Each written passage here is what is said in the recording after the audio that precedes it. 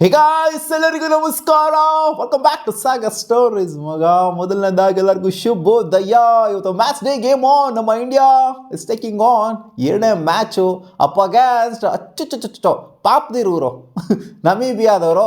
So India versus Namibia. ಇವತ್ತು ನಮೀಬಿಯಾದವರು upset ಕೊಡ್ತಾರೆ ಇಂಡಿಯಾಗೆ. Biggest upsets of the tournament ಆಗೋಗ್ಬಿಡುತ್ತೆ. ಏನಾದ್ರು ಇದರ ಏನೋ ಆಯಿತು ಅಂತಂದರೆ ನೆದರ್ಲ್ಯಾಂಡ್ಸ್ ಅಗೇನ್ಸ್ಟ್ ಸೋಲ್ಬಿಟ್ಟು ಬರ್ತಾ ಇರೋವಂಥ ನಮೀಬಿಯಾ ಟೀಮು ಇಂಡಿಯಾಗೆ ಹೊಡೆದ್ಬಿಡ್ತದ.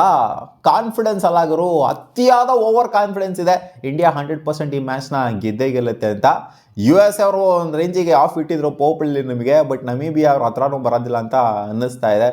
ಏನು ಇರೋ ಟೀಮ್ ನೋಡೋರು ನಮ್ಮ ಇಂಡಿಯನ್ ಟೀಮು 15ರಲ್ಲಿ 11ನ ಹೆಂಗೆ ಫ್ರೇಮ್ ಮಾಡೋದು ಅಂತ ತಲೆ ಕೆಡ್ಸ್ಕೊಂಡು ಕೂತ್ಕೋಬೇಕು. ಯಾರನ್ನ ಹಾಕೋದು ಯಾರನ್ನ ಬಿಡೋದು ಅನ್ನೋ ಥರ ಐತೆ ನಮಗೆ. ಎಲ್ಲರೂ ಕೂಡ ಲೆವೆಲಲ್ಲಿ ಫಿಟಿನ್ ಆಗುವಂಥ ಪ್ಲೇಯರ್ಸ್ಗಳೇನೆ, ಎಲ್ಲರೂ ಅದ್ದೂರಿಯಾಗಿ ಆಡೋವಂಥ ಪ್ಲೇಯರ್ಸ್ಗಳೇನೇ ಇರೋದು.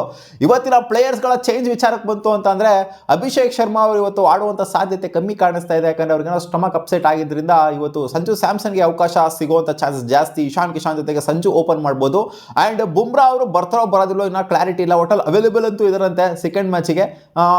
ಲಾಸ್ಟ್ ಮ್ಯಾಚ್ ನೋಡ್ತು ಅಂತಂದರೆ ಸಿರಾಜಣ್ಣ ಅಷ್ಟೊಂದು ವಿಕೆಟ್ಸ್ಗಳನ್ನ ಎತ್ತಿದ್ದಾರೆ. ಅವ್ರನ್ನ ಪಟ್ಟಣ ಕೂರಿಸ್ಬಿಡ್ತು ಅಂತಂದರೆ ಪಾಪ ಸಿರಾಜಣ್ಣ ಬೇಜಾರು ಮಾಡ್ಕೊಳ್ಳೋದಿಲ್ವಾ, ಅಥವಾ ಹರ್ಷದೀಪ್ ಸಿಂಗ್ ಬೇಜಾರು ಮಾಡ್ಕೊಳ್ಳೋದಿಲ್ವಾ? ಒಟ್ಟಲ್ಲಿ ಪಾಕಿಸ್ತಾನ ಅಗೇನ್ಸ್ಟ್ ಅಂತೂ ನಮಗೆ ಬುಮ್ರಾ ಅಂತೂ ಬೇಕೇ ಬೇಕು.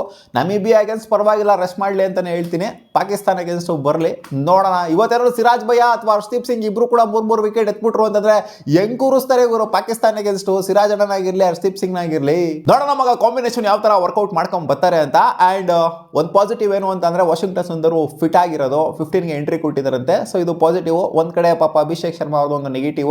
ಅದೇನು ಬಿಡಿ, ಕ್ಲಿಯರ್ ಮಾಡ್ಕೊಂಡು ಬರ್ತಾರೆ ಪಾಕಿಸ್ತಾನ ಮ್ಯಾಚ್ ಅಷ್ಟರಲ್ಲಿ. ಇವತ್ತಿರೋದು 3 ಮ್ಯಾಚು. ಮೊದಲನೇ ಮ್ಯಾಚು ಶ್ರೀಲಂಕಾ ವರ್ಸಸ್ ಒಮಾನ್ ಆಡ್ತಾ ಇದೆ. ಇದ್ರಲ್ಲಿ ಕ್ಲಿಯರ್ ಫೇವರೇಟ್ಸ್ ಇರೋದು ಶ್ರೀಲಂಕಾದವರು. ಒಮಾನು ಏನು ಅಂತ ಮಟ್ಟಿಗೆ ಫೇವರೇಟ್ಸ್ ಏನಲ್ಲ, ಅಂದರೆ ಹೊಡಿತಾರೆ ಅಂತಲೂ ಅಪ್ಸೆಟ್ ಕೊಡ್ತಾರೆ ಅಂತಲೂ ಕೂಡ ಅನ್ನಿಸ್ತಾ ಇಲ್ಲ. ನೇಪಾಳ್ ಆ್ಯಂಡ್ ಇಟಲಿ ಏನಾದ್ರು ಹೊಡೆದ್ಬಿಡ್ತು ನೇಪಾಳ್ಗೆ ಅಂದರೆ ಇದು ಬಿಗ್ಗೆಸ್ಟ್ ಅಪ್ಸೆಟ್ ಆಗೋಗ್ಬಿಡ್ತದೆ. ಯಾಕೆ ಅಂತಂದರೆ ನೇಪಾಳ ಅವರು ಫಸ್ಟ್ ಮ್ಯಾಚ್ ಸಕಲಾಗಿ ಪರ್ಫಾರ್ಮ್ ಮಾಡಿದ್ದಾರೆ. ಆಫ್ ಇಡೋವರೆಗೂ ಹೊರಟೋಗ್ಬಿಟ್ಟಿದ್ರು ಒಂದು ಮೈನ್ ಮೆಂಬರ್ಗೆ. ಆದ್ದರಿಂದ ಖಂಡಿತ ಇಲ್ಲಿ ನೇಪಾಳ ಅವ್ರ ಫೇವ್ರೇಟ್ ಆಗಿದ್ದಾರೆ. Sri Lanka favourite, Nepal favourite. And third ಮ್ಯಾಚಲ್ಲಿ ಇಂಡಿಯಾ ಫೇವ್ರೇಟ್ ಆಗಿದೆ.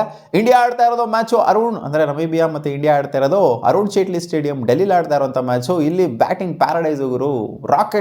ರಾಕೆಟ್ ಔಟು ಫೀಲ್ಡ್ ಅದು, ರಾಕೆಟ್ ಫಾಸ್ಟ್ ಔಟ್ ಫೀಲ್ಡು.